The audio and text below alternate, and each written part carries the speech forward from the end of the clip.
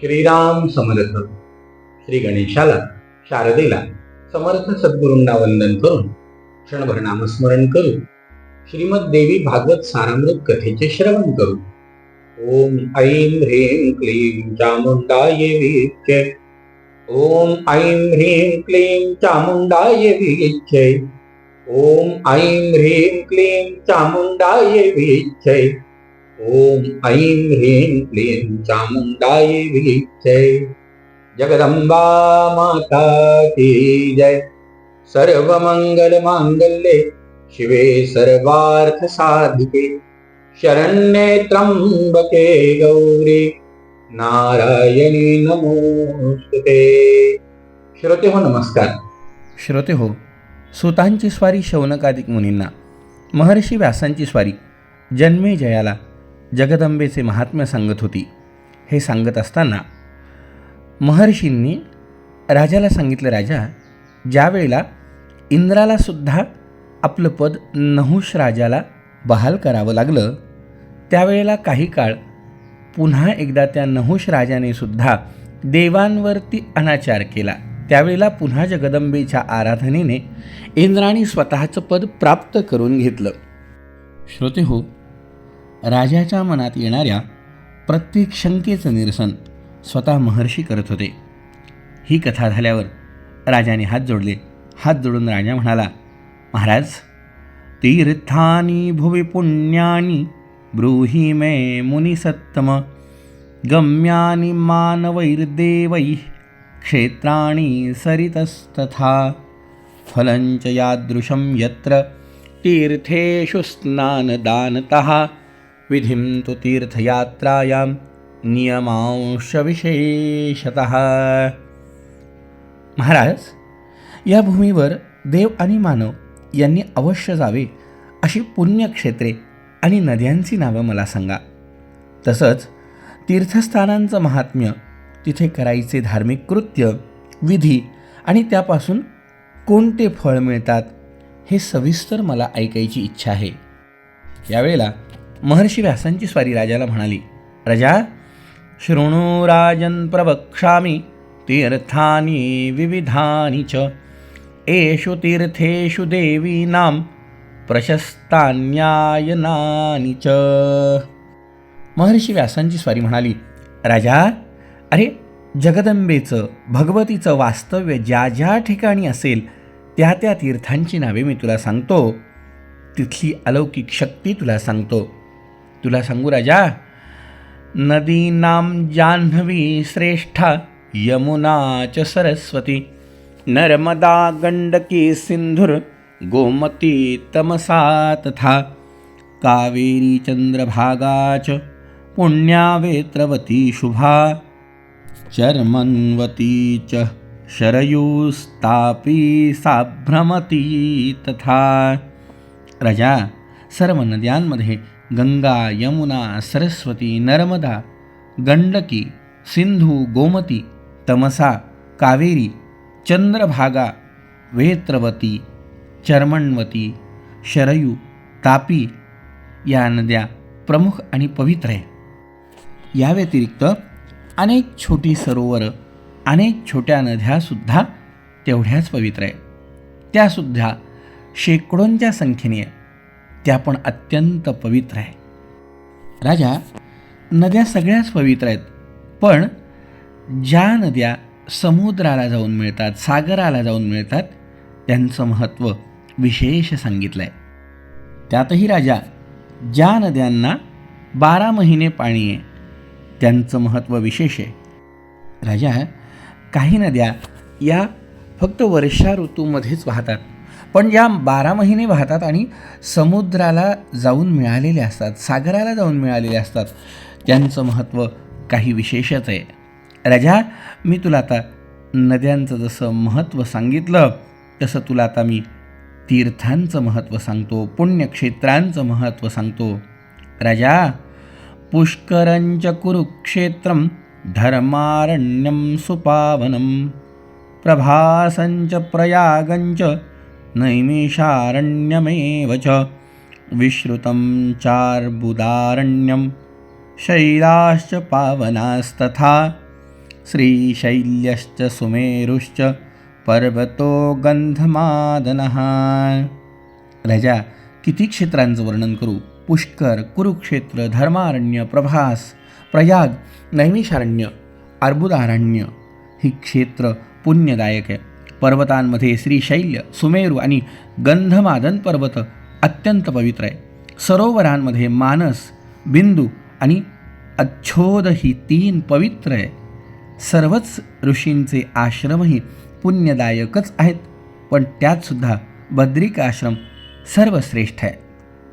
या बद्रिकाश्रमात राजा भगवंताचे नर आणि नारायण ह्या अवतारांनी अत्यंत कठोर तपश्चर्या केली.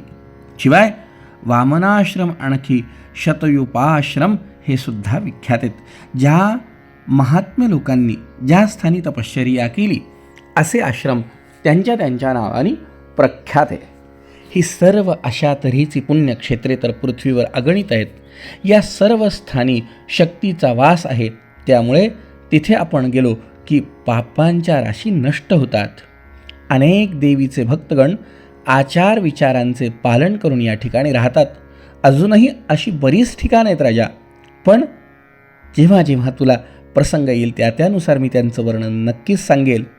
राजा, तीर्थयात्रा, दानधर्म, व्रतवैकल्य, यज्ञयाग आणि तपश्चर्या या गोष्टी परस्पर सापेक्ष आहेच. पण जर राजा साधकाजवळ चित्तशुद्धी, क्रियाशुद्धी आणि द्रव्यशुद्धी असेल तरच या गोष्टींचा त्याला उपयोग होतो. राजा, द्रव्यशुद्धीं क्रियाशुद्धीं मनःशुद्धीमपेक्षच. हे करत असताना, तीर्थयात्रा करत असताना, दानधर्म करत असताना, व्रतवैकल्य करत असताना, यज्ञयाग, तपश्चर्या हे काहीही करायचं असू दे, चित्तशुद्धी, क्रियाशुद्धी आणि द्रव्यशुद्धी असेल तरच या गोष्टींचे विशेष महत्त्व आहे आणि तरच या गोष्टींपासून पुण्यप्राप्ती होती. त्यातही द्रव्यशुद्धी आणि क्रियाशुद्धी कदाचित साधणं एखाद्याला शक्य होईल. प्रयत्नपूर्वक तो क्रियाशुद्धी आणि द्रव्यशुद्धी करेलसुद्धा. पण राजा, सगळ्यात महत्त्वाची, अवघड आणि दुर्मिळ अशी जी आहे ती चित्तशुद्धी आहे. कारण मन हे फार ओढाळे. मन, म्हणून तर समर्थांनी मनाचे श्लोक लिहिले ना, नाही का? नको रे मना क्रोध हा खेदकारी, नको रे मना कामना विकारी, दुर्लभा मनसः शुद्धी सर्वेषां सर्वदा नृप, मनस्तु चंचलम राजन. राजा, मन अत्यंत चंचल आहे. ते नेहमी अनेक प्रकारच्या विचारांनी आणि भावनांनी गजबजलेले असले की मग चित्तशुद्धी होणं किती अवघड आहे.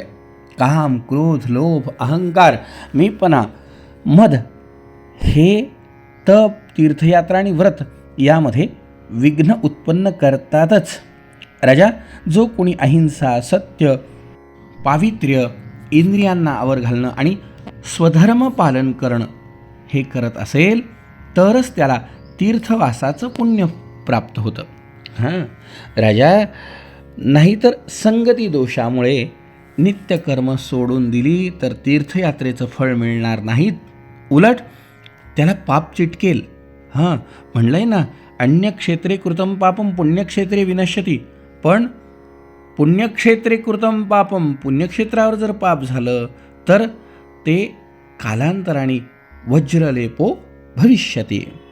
राजा, यासाठी हे बघ, तीर्थयात्रा करणं, व्रतवैकल्य करणं, दानधर्म करणं, यज्ञयाग करणं, तपश्चर्या करणं यामध्ये सगळ्यात महत्त्वाची मनाची शुद्धी आहे. फक्त तीर्थक्षेत्री राहण्यानेच जर मन निर्मळ होत असेल तर तीर्थनिवासी साधूंनी ईश्वरभक्ती असूनही एकमेकांचा द्वेष का बरं केला असता? तसं होत नाही ना. ते तर स्वतःलाच कमवावं लागतं. वशिष्ठांसारखे निराभिमानी ऋषी आणि विश्वामित्रांसारखे श्रेष्ठ तपस्वी असे लोक नेहमी द्वेषी व प्रीती, काम व क्रोध यांच्या आहारी का गेले असते? गंगा स्नान करण्यापेक्षाही चित्तशुद्धीचं महत्त्व फार मोठं आहे राजा, फार मोठं आहे. जर दैवयोगाने ज्ञाननिष्ठ पुरुषांचा सत्संग मिळेल तर चित्त शुद्ध होऊ शकेल. मात्र इतर वेद, शास्त्र, व्रत, तपश्चर्या, यज्ञ, दान अशा गोष्टींचा त्यासाठी काहीही उपयोग नाही. खरं सांगायचं तर हे बघ ना, वशिष्ठ आणि विश्वामित्र यांच्यातील विनाकारण द्वेषामुळे आडी आणि बक यांच्यात जे घोर महायुद्ध झालं त्याने देवसुद्धा आश्चर्याने थक्क झाले होते.